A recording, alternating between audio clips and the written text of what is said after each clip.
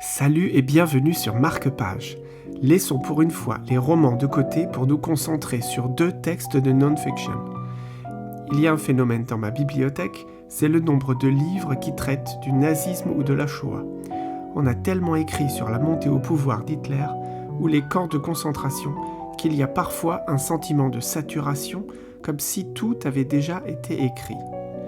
Les 2 livres dont nous allons parler abordent pourtant le Troisième Reich, avec, chacun dans son genre, un angle nouveau et fascinant. Dans LTI, la langue du Troisième Reich, le philologue Victor Klemperer analyse en détail la langue, les mots utilisés fréquemment par le pouvoir hitlérien. Un manuel de résistance qui opère un décortiquage sémantique pour mieux démanteler la langue de l'ennemi. Les mots héros et héroïsme se multiplient à toutes les sauces. Le fanatisme devient une valeur positive.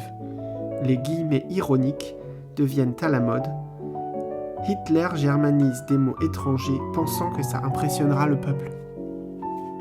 Dans Rêver sous le Troisième Reich, Charlotte Berath, amie d'Hannah Arendt, exilée à New York, publie et dissèque les rêves de plus de 300 personnes.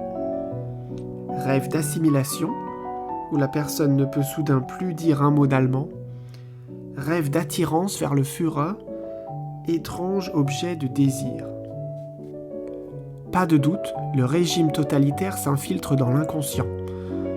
Le nazi Robert Ley avait cette phrase célèbre : « La seule personne qui soit encore un individu privé en Allemagne, c'est celui qui dort. » Berath prouve brillamment le contraire. Que ce soit dans les mots ou dans les rêves, ces livres passionnants nous montrent combien rien ne résiste à l'idéologie. Comment elle s'infiltre partout, dans vos lapsus, dans votre sommeil.